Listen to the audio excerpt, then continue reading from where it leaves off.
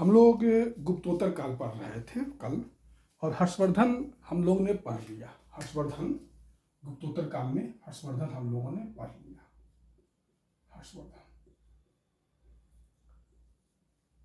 हर्षवर्धन के समय में मैंने बताया था कि चीनी यात्री वेनसांग आया था। ये मैंने बताया था कि चीनी यात्री वेनसांग आया था, और वेनसांग की बहुत सारी सूचना मैंने दिया था। एक दो सूचना मैं और चाह रहा हूँ कि जो वेनसांग ने दिया था वह बता दूं। तो वेनसांग ने यह भी कहा था कि उस समय भारत में 18 बौद्ध उप संप्रदाय थे, मतलब बौद्धों की उप संप्रदायों की संख्या 18 हो गई थी। ये वेनसांग उस समय का सूचना देता है। वेनसांग कुछ जो है अछूत जातियों की भी चर्चा करता है। अछूत जाति की चर्चा करता है। अछूत जाति कौन कौन? चांडाल हुआ, मेहतर हुआ, ये सब का ये चर्चा करता है। तीसरा ये कि नालंदा जो विश्वविद्यालय था वो ईंट का बना हुआ था, क्योंकि कभी कभी पूछ लिया जाता है कि मौर्य राजप्रसाद किस चीज का बना हुआ है। तो उसी प्रकार पूछा जा सकता है कि नालंदा जो बौद्ध विहार है वो किस चीज का बना हुआ है, तो ईंट का बना हुआ है। और यहाँ पर दक्षिण पूर्व एशिया के छात्र आते थे पढ़ने के लिए, जैसे चीन के छात्र आते थे, श्रीलंका के छात्र आते थे, बर्मा के छात्र आते थे। ये सब सूचना जो है वेनसांग हमें देता है। फिर जो दक्षिण पूर्व एशिया के जो देश हैं, जावा, सुमात्रा, यहाँ से भी छात्र पढ़ने के लिए आते थे। ये सब सूचना था जो वेनसांग के द्वारा दिया गया था। और हम लोग आते हैं बंगाल पर। गुप्तोत्तर काल में कन्नौज तो हम लोगों ने पढ़ लिया, अब हम लोग बंगाल थोड़ा देखें। गुप्तोत्तर काल में बंगाल, गुप्तोत्तर काल में बंगाल।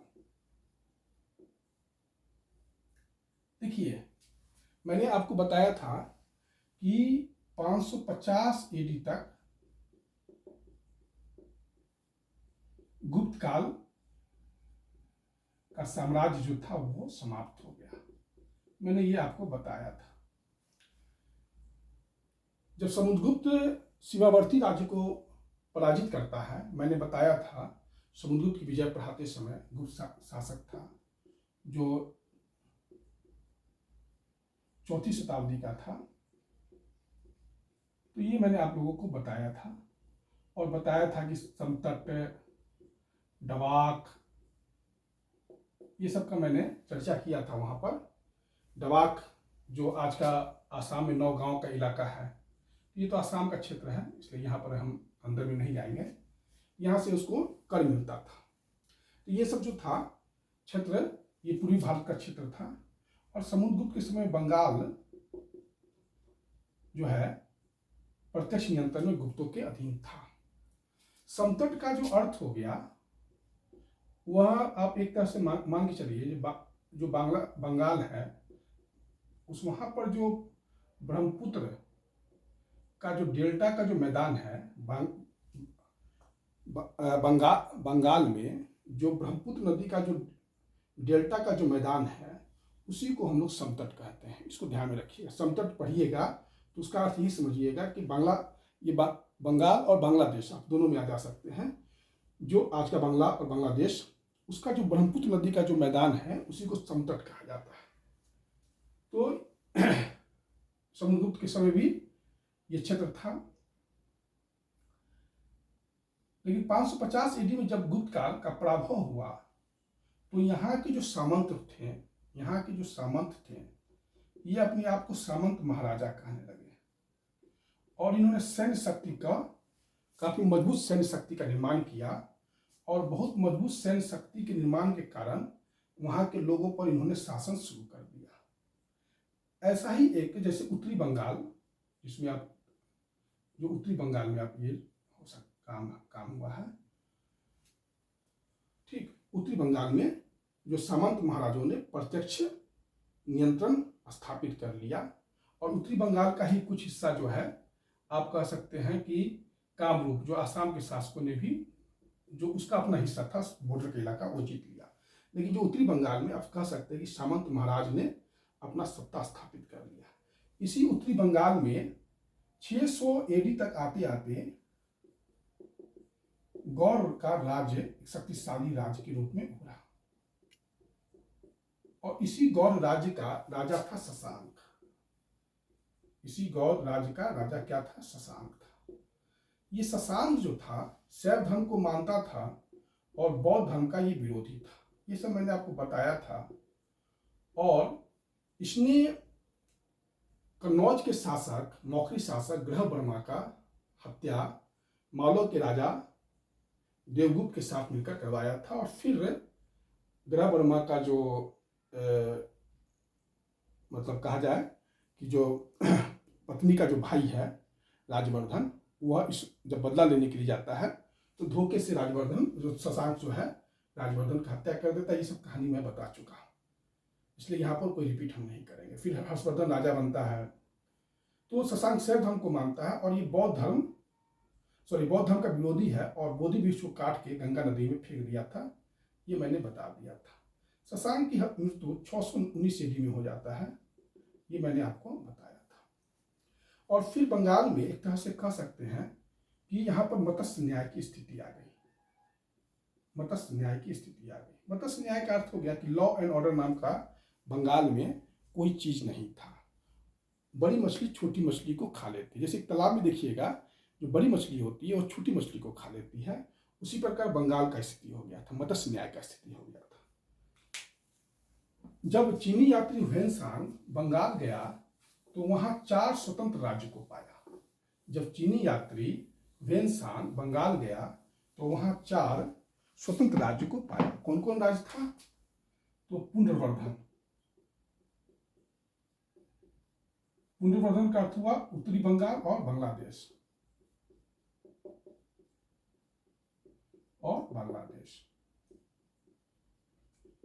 समतट आपको मैंने बताया ही था।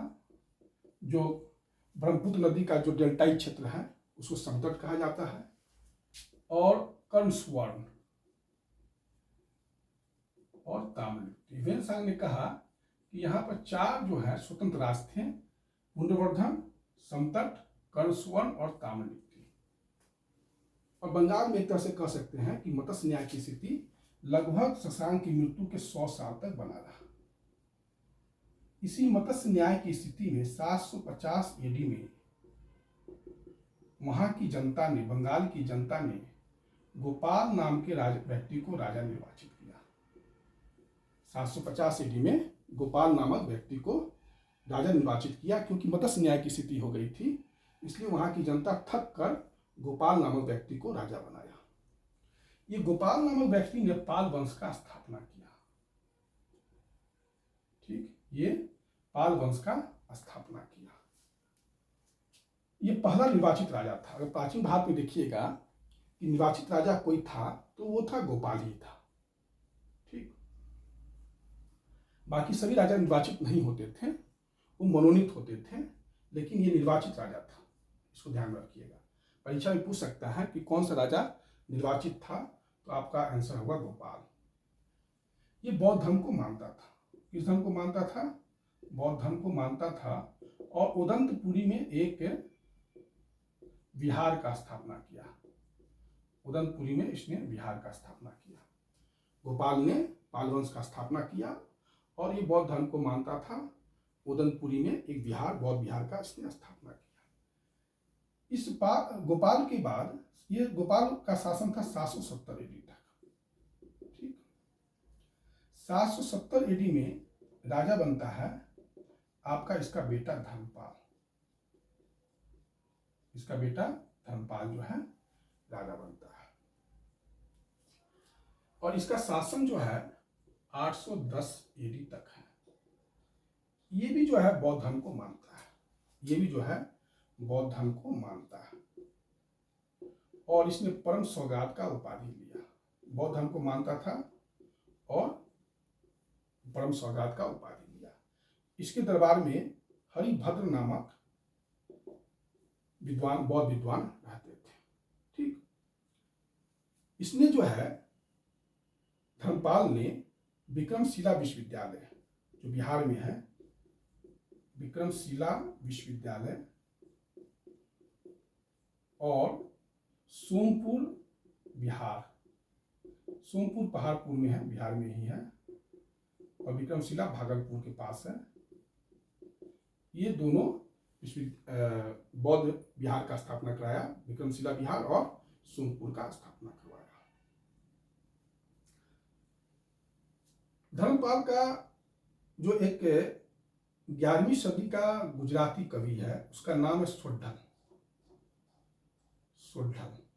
इसने बंगाल को 11वीं सदी का जो कवि सोढ़ल है, गुजराती कवि सोढ़ल ने धर्मपाल को उत्तरापथ स्वामी कहा है, उत्तरापथ स्वामी कहा है। 11वीं सदी का गुजराती कवि सोढ़ल है, उसने धर्मपाल को क्या कहा? उत्तरापथ स्वामी कहा। धर्मपाल ने ही बंगाल को उत्तर भारत का एक प्रमुख राजनीतिक केंद्र बनाया। अगर किसी व्यक्ति को क्रेडिट जाता है कि किसने जो है बंगाल को उत्तर भारत की राजनीति का केंद्र बनाया, तो वह था आपका धर्मपाल ही था। धर्मपाल जो पहला व्यक्ति था वो कन्नौज, मैं बताऊंगा कन्नौज का त्रिपक्षीय संघर्ष क्या है, लेकिन आप इसको अभी इतना ही याद रखिए, कन्नौज के लिए त्रिपक्षीय संघर्ष हुआ, और ये त्रिपक्षीय संघर्ष 3 शक्तियों ने भाग लिया, पाल, प्रतिहार और राष्ट्रकूट। कन्नौज पर नियंत्रण के लिए उस समय 3 राजनीतिक प्रमुख शक्तियों ने भाग लिया, बंगाल का पाल, प्रतिहार और राष्ट्रकूट। ये बताएंगे कौन कौन है, क्या है। तो और पाल से धर्मपाल ने ही सबसे पहले कन्नौज पर अधिकार के लिए जो है, और यहाँ पर कन्नौज में क्या था, उस समय आयुध भाई का शासन था। कन्नौज में किसका शासन था? आयुध भाई का शासन था, क्योंकि हर्षवर्धन मर चुका था 647 ईस्वी में। उसके बाद वहाँ भी कोई शक्तिशाली शासक नहीं उभर रहा था। तो 2 भाई थे, आयुध भाई, चक्रायुध और इंद्रायुध। तो धर्मपाल ने क्या किया? चक्रायुध को कन्नौज की गद्दी पर बैठाया और इंद्रायुध को बाहर कर दिया।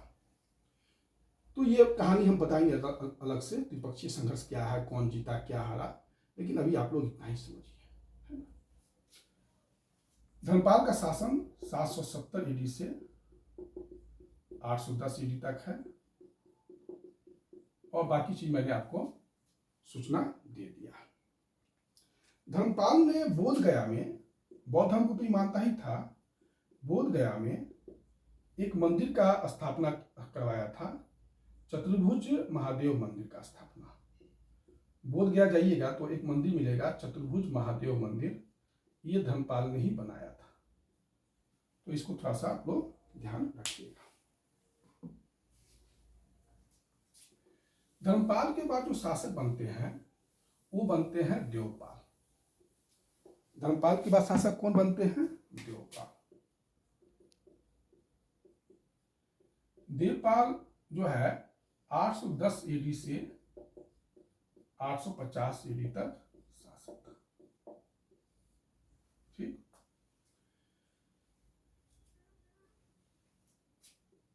देवपाल भी बौद्ध धर्म को मानता था, क्योंकि नालंदा में जो है जावा का शैलेंद्र वंशी शासक बालपुत्र देव ने नालंदा में, जावा जो दक्षिण पूर्व एशिया का है, जावा एक था कंट्री है, उसी का शैलेंद्र वंशी शासक थे बालपुत्र देव ने नालंदा में एक बौद्ध विहार बनाने का अनुमति मांगा था। तो इसने अनुमति दिया था, और 5 इसको बनाने के लिए 5 गांव अनुदान में भी दिया था, 5 गांव अनुदान में भी दिया था देवपाल ने। ठीक। देवपाल के समय एक बहुत बड़ा विद्वान रहते थे, उनका नाम था वज्रादित्य, और इन्होंने लोकेश्वर शतक नामक एक किताब लिखा था। लोकेश्वर शतक नामक किताब लिखा था। देवपाल के समय में इनके जो मंत्री का नाम था केदार मिश्र और दर्भपाणी, ये 2 इंपॉर्टेंट मंत्री थे जो देवपाल के समय रहते थे। देवपाल के समय में अरब यात्री सुलेमान आया था। कौन आया था? अरब यात्री सुलेमान आया था और इसने पाल शासकों को रूहमा कहा। क्या कहा है? पाल शासकों को रूहमा कहा है। और देवपाल को उस समय का सबसे शक्तिशाली शासक होता था राष्ट्रकूट वंश के शासक, उससे भी शक्तिशाली शासक देवपाल को माना है। अरब यात्री सुलेमान जो इस समय आया था देवपाल के समय में, उसने देवपाल को पाल शासकों को रूहमा कहा, रूहमा, और देवपाल को तत्कालीन सभी शासकों में राष्ट्रकूट शासकों से भी शक्तिशाली कहा। यह है देवपाल के बारे में सूचना। देवपाल के बाद शासक बनते हैं नारायण पाल। देवपाल के बाद शासक कौन बनते हैं? नारायण पाल।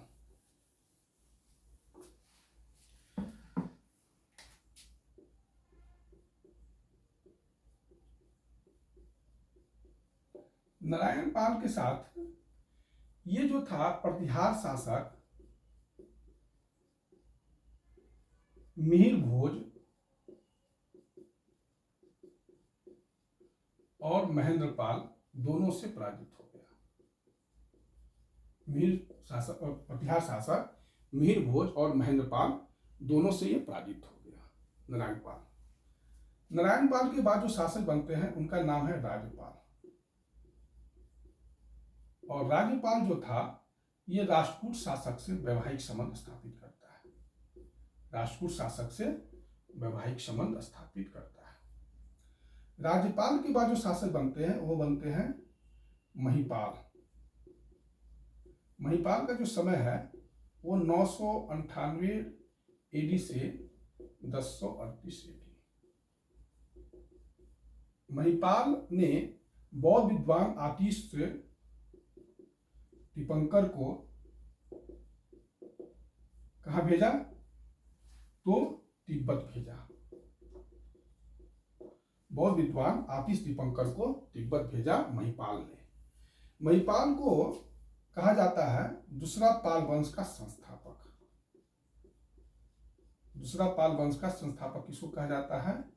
महिपाल को ही कहा जाता है। महिपाल के समय में सबसे इंपॉर्टेंट बात हुआ, दक्षिण की एक प्रमुख शक्ति थी चोल वंश और उसका राजा था राजेंद्र प्रथम। उसने महिपाल को बंगाल में आकर पराजित किया। बाकी कहानी हम जब चोल राजवंश पढ़ाएंगे तब बताएंगे। बस अब इतना ही जानिए कि महिपाल जो पाल वंश का शासक था उसको बंगाल में आकर हराने वाला दक्षिण का शक्ति था, वो था चोल राजवंश का राजेंद्र चोल। ये महिपाल के बारे में सूचना है। ये दूसरा पाल वंश का संस्थापक था। ठीक। महिपाल के बाद जो शासक बनते हैं वो बनते हैं नैपाल। नैपाल जो है कलचुरी वंश के राजाओं से लड़ाई किया, फिर कलचुरी वंश से अपना वैवाहिक संबंध भी स्थापित कर लिया। यह है नैपाल के बारे में सूचना। नेपाल के बाद जो राजा बनते हैं वो बनते हैं आपको रामपाल। कौन बनते हैं? रामपाल। रामपाल के सामने समय सबसे इंपॉर्टेंट घटना हुई, कैवर्त किसान थे वहां, कैवर्त किसान थे। इन लोगों ने रामपाल के समय में विद्रोह कर दिया और इस कैवर्त विद्रोह की चर्चा रामपाल के समय में संध्याकर नंदी ने रामचरित में किया। रामचरित में किया है। संध्याकर नंदी ने किताब लिखा रामपाल चरित लिखा और उस किताब में कैवर्त विद्रोह की चर्चा है। ये रामपाल के बारे में। इसके बाद कुछ शासक हुए, मैं उनकी चर्चा नहीं करूंगा, लेकिन अंतिम शासक है गोविंद पाल। और इस गोविंद पाल को पराजित करने वाले हैं कौन? तो बख्तियार खिलजी के बताएंगे बख्तियार खिलजी कौन है। अब इतना ही समझिए, ये तुर्क आक्रमणकारी है और बख्तियार खिलजी ने अंतिम पाल वंश के शासक गोविंद पाल को पराजित किया। अंतिम पाल वंश का राजा कौन है? तो वह है गोविंद पाल। मेरे ख्याल से यह समझने में आपको दिक्कत नहीं हो रहा होगा। अब है कि इनका देन क्या क्या है, पाल शासकों का देन क्या क्या है, ये थोड़ा सा इंपॉर्टेंट चीज है जो हम लोग को जानना चाहिए। पाल शासक का सबसे बड़ा इंपॉर्टेंट देन है कि बंगाल में आज भी जो हिंदू विधि है वो दाय भाग है। जैसे मैंने आपको बताया था मनुस्मृति, उसी तरह बंगाल के क्षेत्र में दाय भाग ही काम करता था। मतलब जो भी विधि सिविल लॉ हुआ, इस सब का जो भी था वो दाय भाग ही था। उसको जीवित वाहन नहीं लिखा था, और ये पाल वंश के शासक के समय में ही वो सिविल हुआ था। बात समझ गया?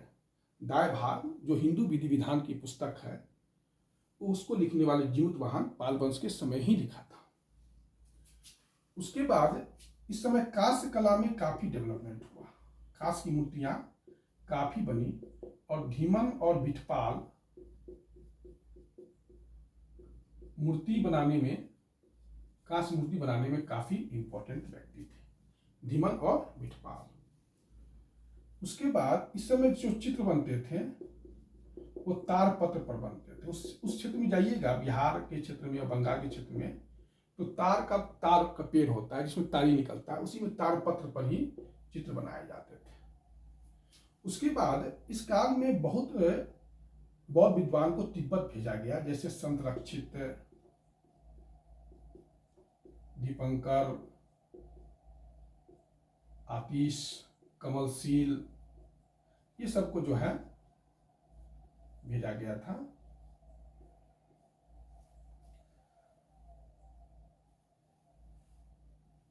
तिब्बत भेजा गया था, संरक्षित, दीपंकर, आतिश, कमलशील। इस समय दक्षिण पूर्व एशिया के साथ पाल शासकों का व्यापार काफी तेजी से बढ़ा। ठीक, दक्षिण पूर्व एशिया के साथ पाल शासकों का व्यापार काफी तेजी से बढ़ा। और सबसे बड़ा बातचीत है इंपॉर्टेंट कि पाल शासकों ने सबसे ज्यादा हाथी पाला। हाथी जो है रखने में इन्होंने कोई कोर कसर नहीं छोड़ा। इस समय मूर्ति कला का जो केंद्र है वो 3 है पाल में, नालंदा, बोधगया और कुर्कीहार। ये 3 क्षेत्र है, नालंदा, बोधगया और कुर्कीहार। तो यही है आपका पाल शासकों की देन। इस प्रकार से पाल शासक समाप्त हुए। अब हम लोग पाल के बाद जो उनका शक्ति, उन पर उसके बाद जो बंगाल में शक्ति आएगी वह सेन वंश आएगा, उसके बारे में चर्चा करेंगे। मेरे ख्याल से बंगाल समझने में आपको दिक्कत नहीं हुआ होगा, क्योंकि बहुत ज़्यादा इसमें इम्पोर्टेंट बात बस इतना ही है कि गोपाल ने पाल वंश का स्थापना किया और वो निर्वाचित राजा था। ये बहुत ही इम्पोर्टेंट बात है कि वह इम्पोर्टेंट बात यह है कि वह एक निर्वाचित राजा था। आज का क्लास इतना ही। फिर नेक्स्ट क्लास जो है हम सेन वंश जो बंगाल के बारे में है, राजनीतिक इतिहास हम पढ़ाएंगे। धन्यवाद।